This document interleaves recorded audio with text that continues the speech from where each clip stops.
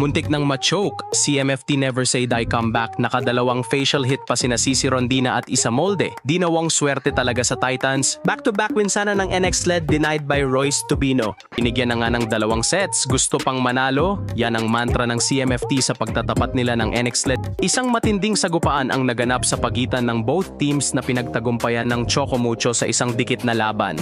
Ang CMFT ay nagpakita ng kanilang pamatay na opensa at depensa, habang ang NX LED naman ay hindi nagpahuli sa kanilang matinding laban at mahusay na floor defense. Sa kabila ng dikit na laban, nanaig ang mas balanseng at karanasang laro ng Choco Mucho upang masungkit ang panalo. Parehong nagpakitang gilas ang 2 star players ng kanilang team.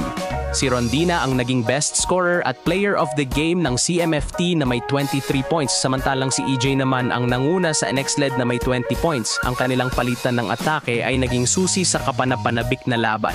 Tila wala pa sa wisyong maglaro ang Titans sa set 1 kung saan naisalba lang sila ng 13 errors na pinamigay ng NX LED.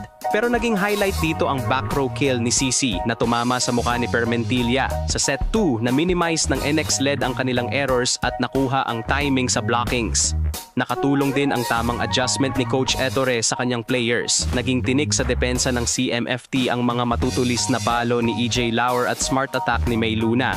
Sa last frame ng set kung saan lamang ang Titans nakagawa ng 4-0 run ang NX LED, dito nag-init ang net defense ni Atienza at tinapos ang set. Nagpatuloy ang magandang atake at depensa ng CMFT sa first frame ng set 3. Ito ay nang ipasok si Dina Wong bilang starter. Pero muling nabuhayan ng momentum ang NX LED sa all-around gaming ni Almonte at Atienza.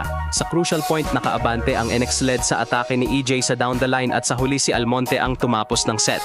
Set 4, tinangka ng NX LED na tapusin na ang set nang makaabante sila sa score na 20-15. Pero ang never say die attitude ni Tubino ang nagwasak sa inaasam na back-to-back win sana nila. Na-extend ang laban sa 5th set. Sa ikalimang set, mabilis na kumamada ang Choco Mucho ng 4 na sunod na puntos na nagbigay sa kanila ng kontrol sa laro. Pinalawak nila ang kanilang kalamangan sa 9-3, samantalang nahirapan ang NX LED na makabawi mula sa matinding palitan ng mga naunang set. Sa panapos na palo ni Molde, namukhaan pa nito si Maraginot. Ang panalong ito ay nagmarka ng ikalimang sunod na tagumpay para sa Choco Mucho na nag-angat sa kanilang record sa 7-3 at pinatatag ang kanilang posisyon sa ikatlong pwesto kasunod ng walang talong Creamline at Petrogas. Ito rin ang ika-4 na beses na nanalo ang Flying Titans sa isang 5-set match ngayong season na nagpapakita ng kanilang kakayahang magtagumpay sa ilalim ng matinding presyon. Pinangunahan ni Cici Rondina ang Choco Mucho na may 23 points kasama ang 19 excellent digs at 10 receptions. Nag-ambag din sina Isa Molde ng 12 points, Manabat at Ortiz ng tig-9 na puntos at sina Royce Tubino at Cherry Nunag ng tig-7 puntos na nagpapakita ng balanseng opensa ng Flying Titans.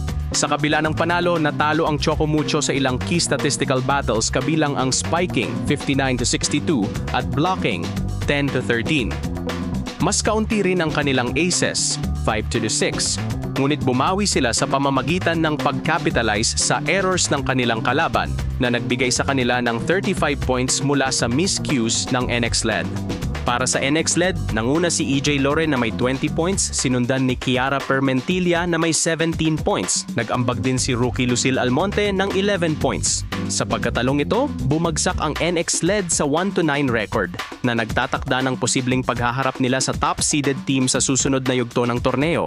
Ang laban na ito ay muling nagpakita ng determinasyon at kakayahan ng Choco Mucho na magtagumpay sa mga dikit na laban habang ang NX LED ay patuloy na nagpapakita ng potensyal na maging isang malakas na koponan sa hinaharap.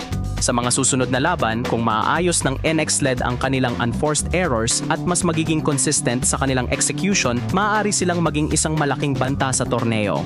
Samantala, ang CMFT naman ay kailangang panatilihin ang kanilang opensa at mas pagandahin pa ang kanilang depensa upang mapanatili ang kanilang winning momentum.